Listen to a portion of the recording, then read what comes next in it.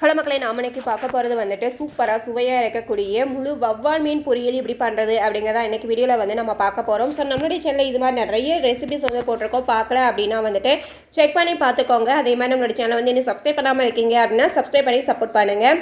First வந்துட்டு மசாலா மீனில் apply பண்ணுவோம் இல்லையா, ஸோ அதுக்காக வந்துட்டு மசாலா வந்து ரெடி பண்ணிடலாம். கடையில் கிடைக்கக்கூடிய மீன் பொரியல் மசாலா இருக்கும் இல்லையா, ஸோ அது வந்துட்டு 2 டேபிள் ஸ்பூன் அளவுக்கு வந்து நம்ம வந்து எடுத்துருக்கோம். இது வந்து உங்களுடைய விருப்பம். இல்லை அப்படின்னா மற்ற பொருட்கள் மட்டுமே வந்துட்டு நீங்கள் வந்து ஆட் பண்ணிக்கலாம். ஸோ அந்த வகையில் அது கூட வந்துட்டு ஒரு 1/2 டேபிள் ஸ்பூன் அளவுக்கு மஞ்சள் தூள் வந்து சேர்த்துருக்கோம். உங்களுக்கு காரம் எந்த அளவுக்கு தேவையோ அந்த அளவுக்கு வந்துட்டு காஷ்மீர் மிளகாய் தூள் வந்துட்டு எடுத்துக்கலாம். அது இல்லை அப்படின்னா நார்மல் மிளகாய் தூள் கூட உங்களுக்கு காரம் எந்த அளவுக்கு தேவையோ அந்த அளவுக்கு வந்து சேர்த்துக்கோங்க. அடுத்ததாக வந்துட்டு மல்லித்தூள் வந்து 2 டேபிள் ஸ்பூன் அளவுக்கு வந்து நம்ம வந்து இப்போ சேர்த்துருக்கோம். ஸோ அது கூட பார்த்தீங்க அப்படின்னா கஸ்தூரி மைத்தி, அதுவும் வந்துட்டு ஒரு 1/2 டேபிள் ஸ்பூன் அளவுக்கு நல்லா வந்து உடச்சி வந்துட்டு உள்ளே சேர்த்துக்கோங்க வாசனைக்காக.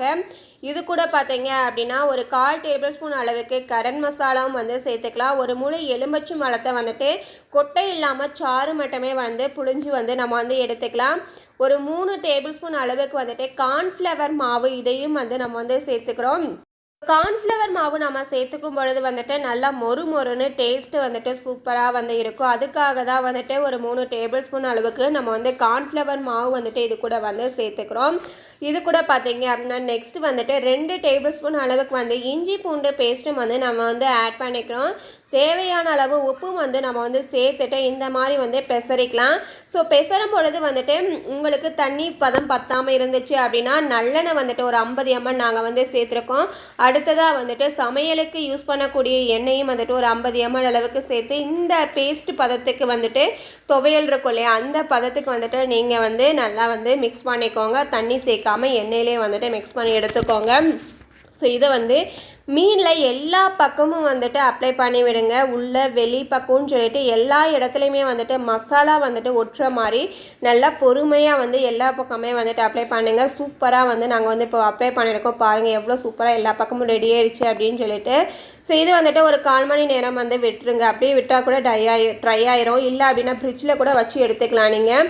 ஸோ இப்போ வந்து இதை வந்து பொரிக்கிறதுக்காக நாங்கள் வந்து எண்ணெய் வந்துட்டு சேர்த்துருக்கோம்.